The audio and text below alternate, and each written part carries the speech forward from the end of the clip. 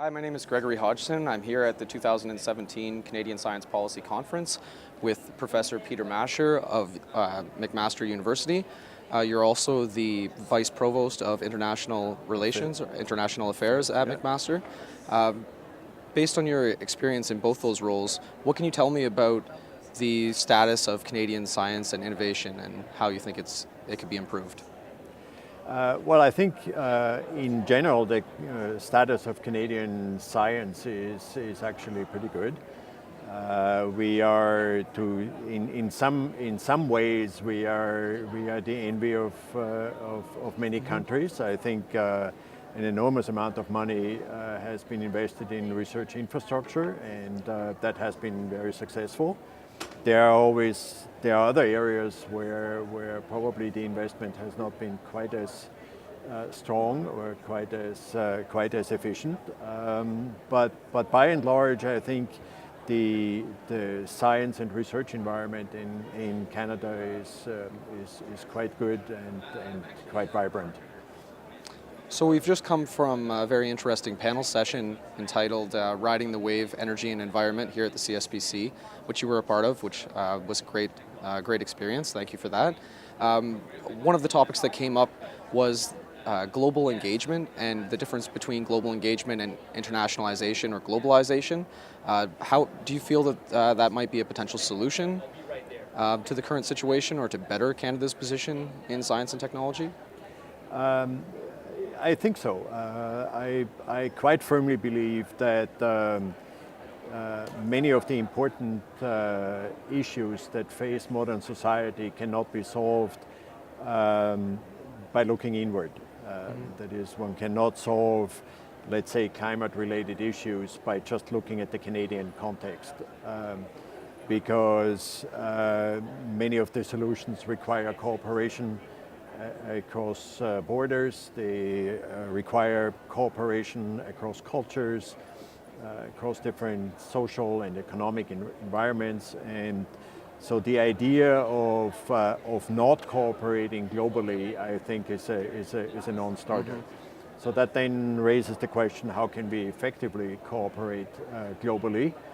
And I think one of the key elements of an effective global cooperation is to recognize each other's strengths and to recognize that diversity is a strength, and to look for mutual benefit in any partnership, in any cooperation. And of course, mutual benefit can mean different things in different contexts. But you never want to have a cooperation just be one-directional, because those one-directional cooperations don't have long lifetimes, let's just say. So I definitely agree that cooperation across borders is going to generate beneficial diversity with mutual benefit on both sides, but it also is likely to bring up issues like political issues, issues of differences in cultures. So I guess my question would be, how important do you think it is that science policy effectively evolves alongside increasing global cooperation and alongside changes in technology and advances in technology as well? I think this is one of the critical aspects, really.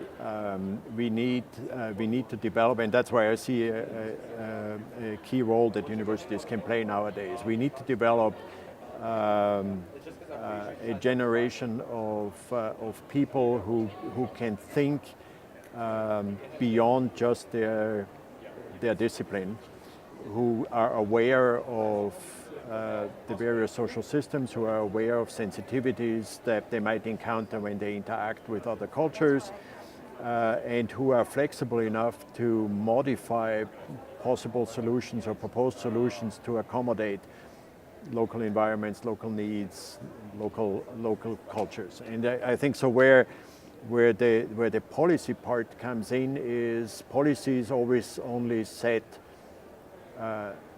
environments in which we can operate.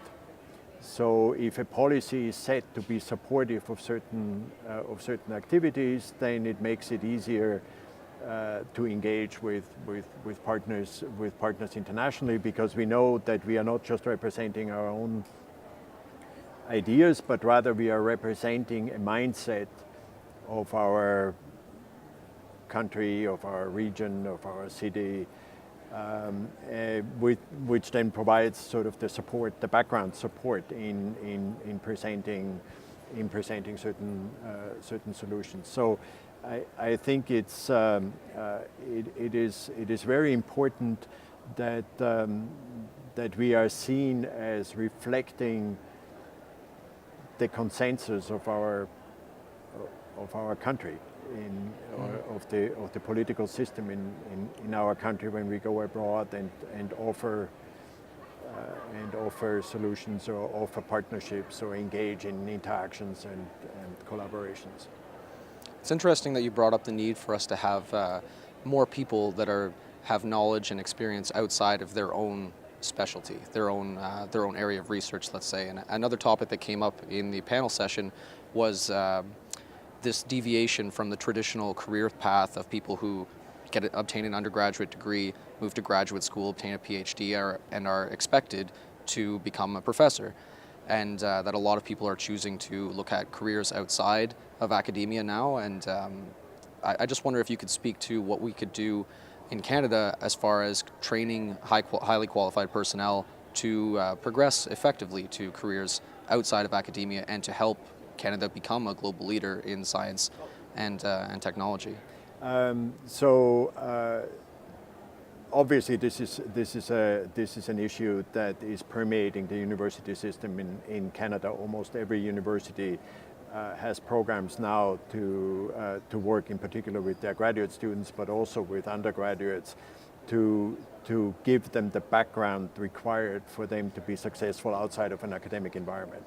That doesn't mean that we don't want to have any future academics anymore, but it means that we need to provide our students with the background and with the knowledge to be successful in non-academic environments. So that is obviously very important. But the government and policy frameworks can play an important role. So one system and one agency that works very well in this regard is MyTax, a federally funded agency that supports the interaction between academia and the private sector in various different facets, ranging from undergraduate students to graduate students to postdocs, and provides them with opportunities to test the waters, if you wish. They can.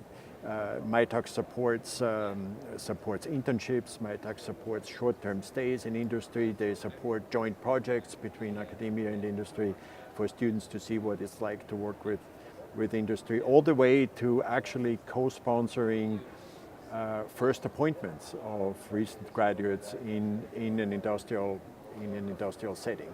So this is just one example where we happen to be heavily engaged, that I personally find is a very interesting model, and that could probably be copied in other jurisdictions as well, not just the federal sector.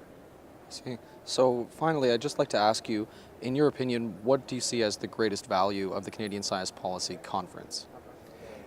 Well, I think one of the biggest values, for me at least, is that the participants come from so many different backgrounds and represent all different areas, ranging from academia to the private sector to the government to non-government organizations.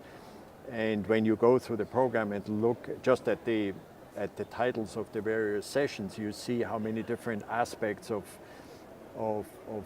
public life are being debated and being considered. And so it's a wonderful opportunity over the course of 3 days to be really immersed in how information should flow and what the issues are and what the various perspectives are on certain issues. It's an excellent conference, and I look forward to what's going to transpire over the next couple of days. Great. Well, thank you very much for your time. It was very nice to meet you, and I appreciate your time in the interview. Before we go, I would like to ask you, though, could you just tell us, for the people watching, where they might be able to go online to learn more about international affairs at McMaster?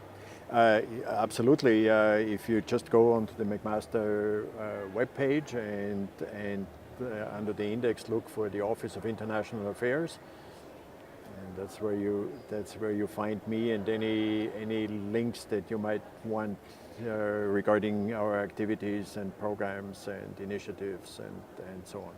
Okay, thank you very much. It was really a More than pleasure. welcome. More than welcome.